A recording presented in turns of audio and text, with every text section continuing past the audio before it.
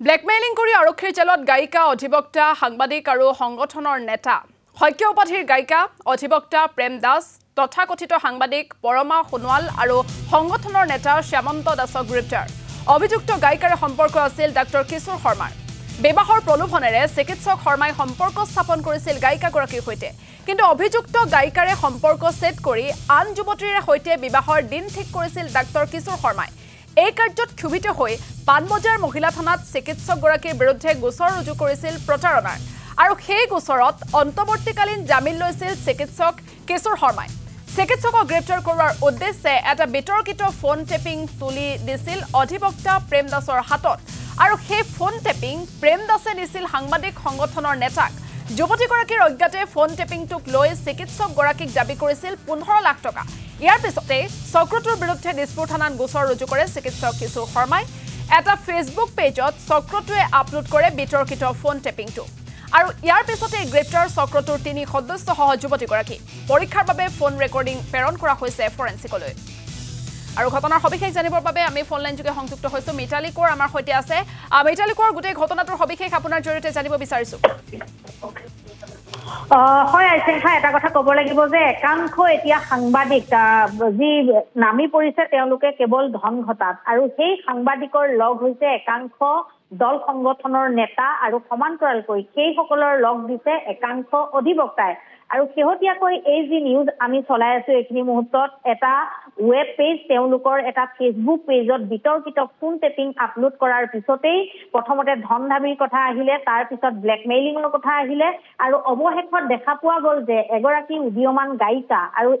এগৰাকী উদীয়মান গায়িকা আৰু সমান্তৰালকৈ তেওঁ যাৰ লগত বাৰ্তালাপ কৰিছিল সেইগৰাকী হৈছে এগৰাকী চিকিৎসক ডাক্তৰ কিশোৰ শৰ্মা তেখেতৰ সৈতে কথা পাতিছিল আৰু সেই তাত বিতৰ্কিত কিছু কথা আছিল যি কথা তেওঁলোকে আসলতে দুইজনৰ মাজত প্ৰেমৰ সম্পৰ্ক আছিল আৰু তাৰ পৰাই এই গোটেই ঘটনা আসলতে সংঘটিত হ'ল আৰু অৱশেষত দেখা পোৱা গৈছে যে এগৰাকী সাংবাদিক এগৰাকী সংগঠনৰ নেতা আৰু সমান্তৰালকৈ অধিবক্তা সহ এইগৰাকী উদীয়মান গায়িকাক গ্ৰেপ্তাৰ কৰিলে আৰু তাৰ পিছতেই যি তথ্য পোহৰলৈ আহিছে এয়া আসলতে যথেষ্টখিনি ভয়ংকৰ আৰু চিকিৎসক গৰাকী যথেষ্ট চতুৰ আৰু বৰ্তমান তেওঁ কৈ আছে যে তেওঁ কণ্ঠ এয়া নহয় কিন্তু যিগৰাকী উদীয়মান গায়িকা তেওঁ কৈ আছে যে এই কণ্ঠত তেওঁৰ আসলতে চিকিৎসক গৰাকীক প্ৰতিশোধ ল'বলৈ গৈছিল এইগৰাকী উদীয়মান গায়িকাই কিন্তু তেওঁলোকে কৰবাত ভুল কৰি পেলালে আৰু সেইটো আসলতে ফোন টেপিং দি তেওঁলোকে আৰক্ষীৰ কাষ চাপিব লাগিছিলে কিন্তু তাকেই নকৰি দল সংগঠন আৰু অধিবক্তাৰ দ্বাৰা পৰিচালিত হৈ এইগৰাকী উদীয়মান গায়িকাই ভুল কৰিলে আৰু এটা ফেচবুক পেজত বিতৰ্কিত এটা ফোন টেপিং আপলোড কৰিলে আৰু তাৰ পিছতে যথেষ্টখিনি চাঞ্চল্যৰ সৃষ্টি হ'ল বিশেষকৈ এই ফোন টেপিঙে জোকাৰণি সৃষ্টি কৰিলে আৰু আৰক্ষীয়ে তাৎক্ষণিকভাৱে এই যিটো ফেচবুক পেজৰ কাৰ্যালয় সেই কাৰ্যালয়টো সিল কৰি দিলে তাৰ পিছত বন্ধ কৰি দিলে অৱশেষত তেওঁলোকক গ্ৰেপ্তাৰ কৰিলে এতিয়া দ্বিতীয় কথা হ'ল এওঁলোকৰ আঁৰত আৰু কোন কোন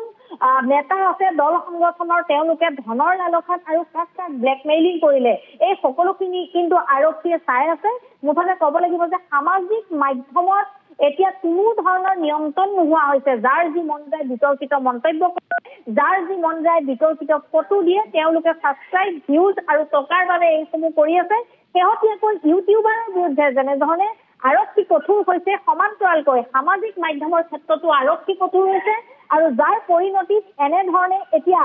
নামধাৰী এইসকল নামধাৰী সাংবাদিক তথাকথিত সাংবাদিক আৰু বিশেষকৈ কেৱল টকাৰ বাবে দল সংগঠন খোলা এইসকল নেতা এতিয়া আৰক্ষীৰ জালত পৰিছে আৰু অধিবক্তা আৰু এই যি চক্ৰ তেওঁলোকৰ এটা চক্ৰ থাকে এই চক্ৰটোত অধিবক্তা থাকে দল সংগঠনৰ নেতা থাকে ইয়াত কোনো যুৱতী মহিলা জড়িত হৈ থাকে সাংবাদিক জড়িত হৈ থাকে আৰু গোটেই চক্ৰটোৱে এনেধৰণে পৰিকল্পনা কৰি চিকিৎসক গৰাকীক আচলতে তেওঁলোকে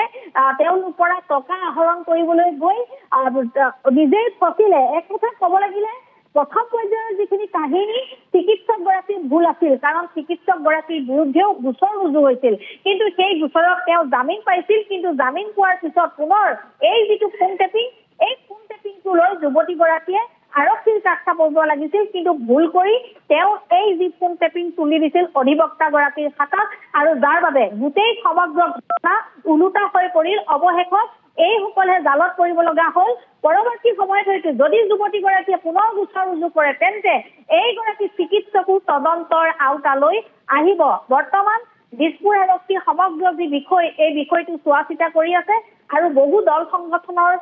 জড়িত হৈ থকাৰ তথ্য লাভ কৰিছে এই ক্ষেত্ৰত কঠোৰ হৈছে কাৰণ যিটো বিতৰ্কিত ফোন টেপিং সেই ফোন টেপিংটো ইতিমধ্যে ডিলিট কৰি দিয়া হৈছে যদিও তাত কিছু কথা আচলতে বহুত চাঞ্চল্যৰ সৃষ্টি কৰিছে আৰক্ষী প্ৰশাসনৰ মাজত ৰাজনৈতিক ক্ষেত্ৰত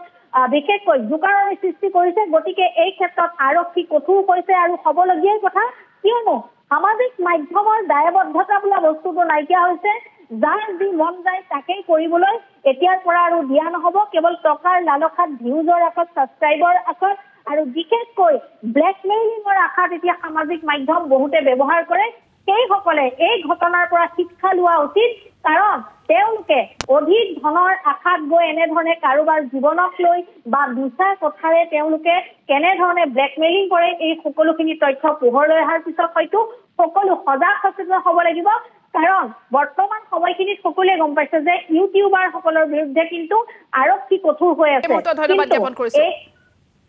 হয় মিতালী কোঁৱৰ আপোনাক এই মুহূৰ্তত ধন্যবাদ জ্ঞাপন কৰিছো আপুনি শেহতীয়া খবৰ জনোৱাৰ বাবে